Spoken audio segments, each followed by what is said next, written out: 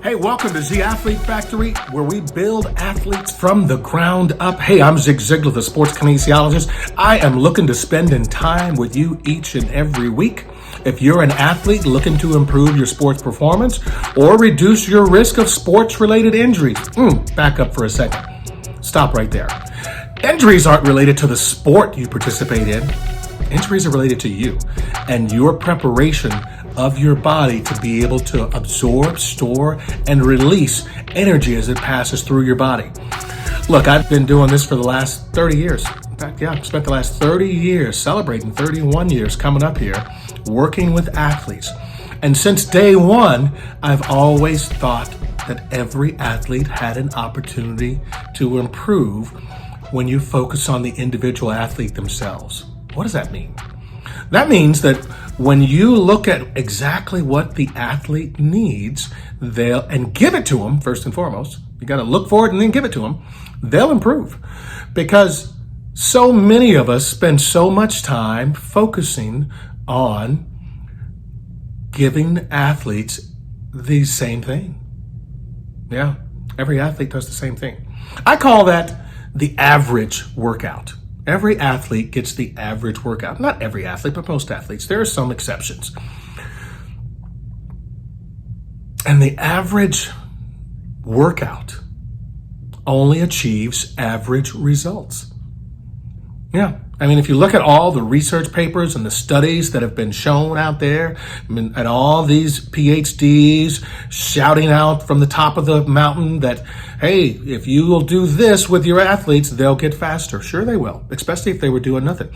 But at some point, those average athletes hit a plateau. And that's what we're starting to see happen today, is the average athlete has hit a plateau. Yeah, you're starting to, I'm going to back up for a second. It used to be that if you were an athlete, running track, for example, or running the 40-yard dash, the 40-yard dash, it used to be that if you were an athlete and you ran 4.4, you were really fast. If you won 4.3, you were super fast. And anything beyond that was exceptional and freakish of nature. If you were a sprinter on the track as a male, you ran the 100-meter dash in 10 flat, you were really good. You were sub 10 flat, you were world class. Now think about track and field and how many male athletes run 10 flat or sub 10 flat. I mean, just look at the last few world championships and how many athletes achieved that 10 flat mark. Or on the women's side, it used to be that if you ran 11 flat, you were an exceptional female track and field athlete. Now, you're average. You might not even make your national team in other countries. It used to just be you had to be that fast in the USA. Now you got to be that fast everywhere. But take basketball. Think about how many basketball players there were that were 6'5" or 6'10" that could handle the rock. Now, if you're 6'5" to 6'10" and you can't handle the rock, well, then you're a post player. You know, but look, post players can handle the rock too. You got to be able to shoot threes. You can't just be a big tall guy and dunk. You got to be able to move. And if you're a female basketball player, yeah, you got to have skills there too. Yeah, the game has changed significantly. The average has risen, but has your average risen? Are you doing all that you can do to be the best you can be? Or are you just doing enough to get by? You see, there's three kinds of athletes. There's the social athlete. The social athlete gets involved for sports for the social aspect of it. Yeah, they want to have fun. The social athlete joins the team because they're friends on the team. They go for runs because they like the camaraderie. They want to build relationships, but they never really push hard enough to get any better. In fact, they resist pushing hard along the way, and they'll repeatedly tell you, I'm just out here to have fun. Yeah, I just want to do this. I just want to keep doing it. But even the social athlete, if they don't do something to improve, eventually that fun will go away because they'll suffer an injury. Doesn't matter whether it's running, playing softball, basketball, whatever. You got to be in shape to go play, even to have fun. Then the next kind of athlete is the average athlete. And the average athlete does exactly what they're supposed to do. They follow the coach's workout to a T. No more, no less. They go to practice at 3 o'clock. Practice is over at 4:30 or 5 o'clock or whatever it is. They're done. They pack up their bags. They go home and they go back to their life. They do just enough to keep up with the coach to stay on the team. Yeah, there's no extra from them.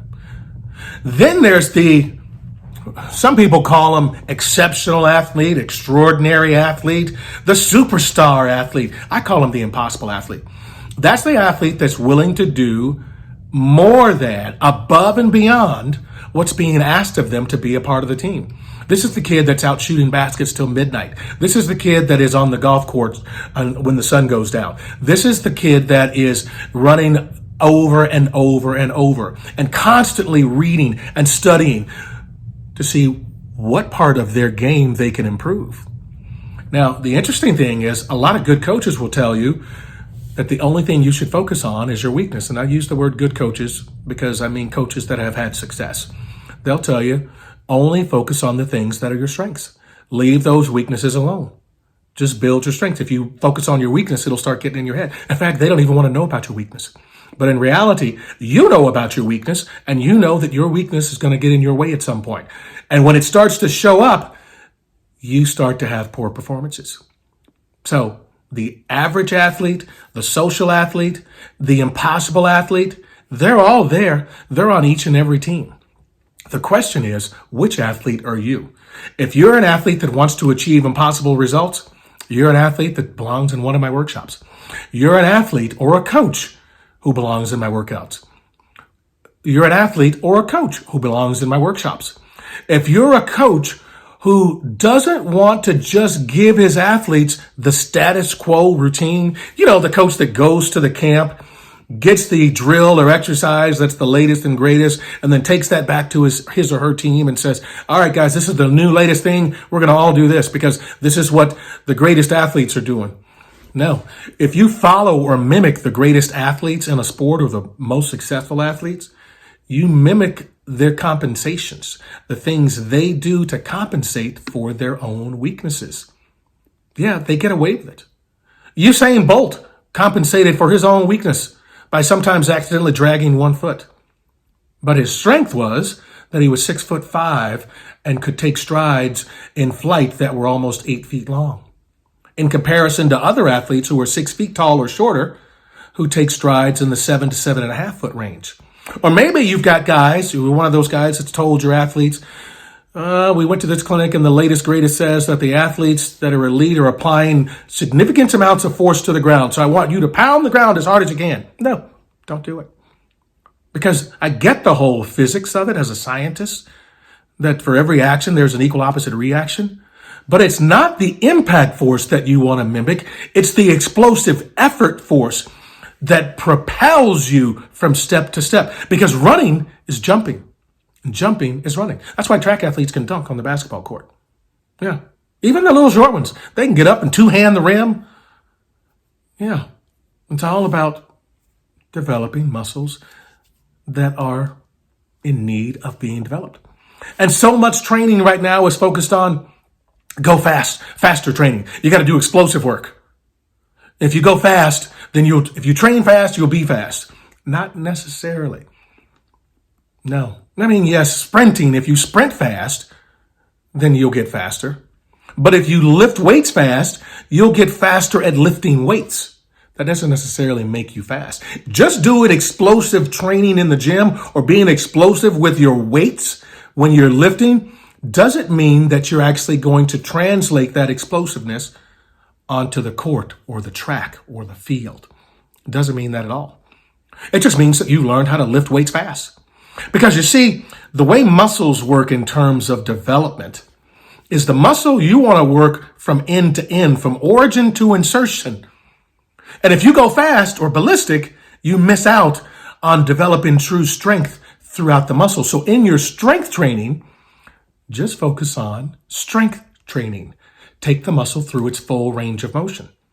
And then also get explosive with it, but you have to have significant amount of phases where you're giving the muscle a chance to develop. Slow sometimes equates to fast. So you got to slow down to speed up. You want to hit the ball farther? Slow down. Don't accelerate. Focus on the quality of your contact and absorbing the impact and transferring it through the ball. Want to pitch faster? Control your motion.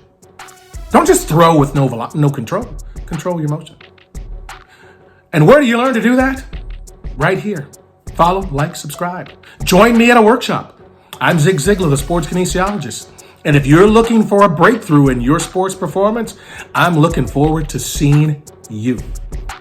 Because when you discover what it is that impacts the way you perform your sport, the way your body compensates and works around your weaknesses, and then you start to address those things, oh, look out.